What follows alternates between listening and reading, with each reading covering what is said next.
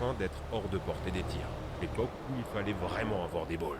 Malheureusement, les tanks modernes sont maintenant équipés de caméras 360, c'est plus compliqué.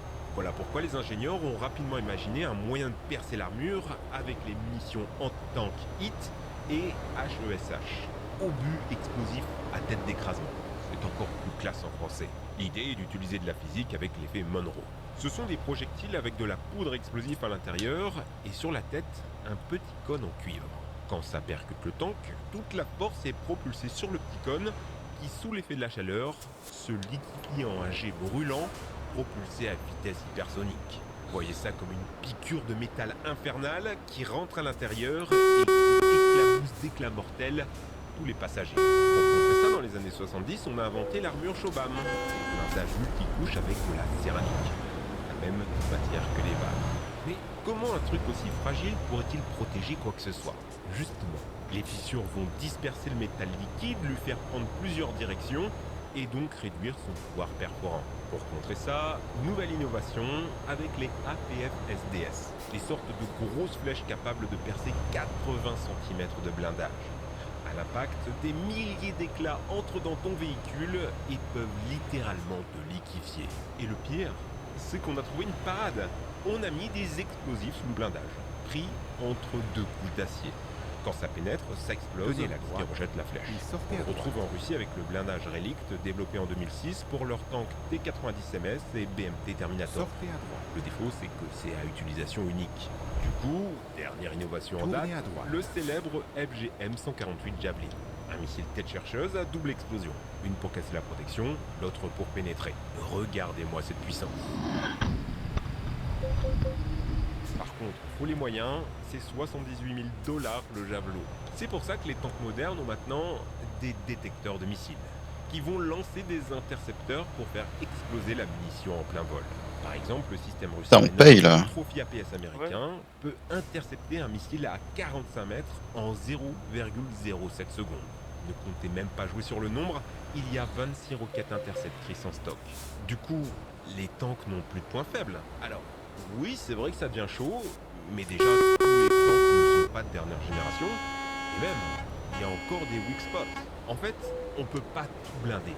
Ça serait Je suis très fatigué. Les ingénieurs ont donc concentré leur effort sur ce qui est le plus ciblé, soit la face arrière. Visez donc l'arrière, les côtés, mais surtout le dessus.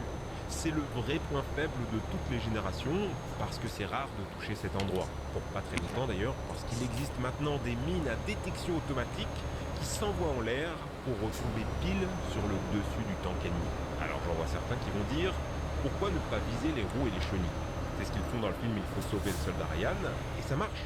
Le tank n'avance plus, car sans chenilles, c'est tellement lourd que ça s'enfonce dans le sol. C'est une partie assez fragile qui, sur les anciens tanks, devait être changée tous les 80 km.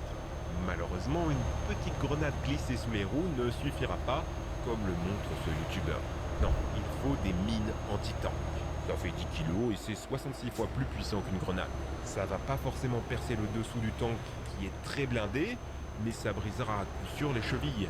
De quoi ralentir le tank, même s'il peut continuer à rouler. Oui. Un peu original, jeter une grenade dans le canon. On voit parfois dans les films. Le canon en lui-même, vous n'allez rien lui faire. Logique, il est construit pour résister à des tirs hyper puissants. Ça serait possible de faire des dégâts si vous envoyez votre grenade pile au moment où le tank est en train de recharger. Le seul moment où l'intérieur n'est plus protégé. Est-ce que c'est encore le cas sur les tanks modernes? Vu les avancées technologiques, ça semble compliqué. Un tank, c'est l'un des endroits les plus safe où être pendant la guerre. Seulement 3% des équipages y sont morts, la plupart d'ailleurs parce qu'ils ont mis la tête dehors. C'est très faible face à 18% de mortalité pour l'infanterie et 44% pour les bombardiers. Alors, est-ce que vous avez envie de conduire un tank? Ça tombe bien puisque vous pouvez vous entraîner dans les jeux vidéo avec notre sponsor World of Tanks. C'est pas du mobile, c'est un vrai jeu sur PC. Le but, très simple, vous êtes un tank contre d'autres joueurs et vous devez gagner. C'est pas du T'es loin? C'est de la pure stratégie, comme dans la vraie vie. Même l'angle de pénétration en plus de dégâts pour vous dire le niveau de détail. Un vrai jeu de passionné, avec un niveau de détail historique sur les modèles. Un accident. Insane. Ils y sont tous. 600 chars légers ou lourds pour pouvoir revivre toutes les grandes batailles de l'histoire, de Paris à la Chine. Et vous voulez savoir le meilleur? Attendre un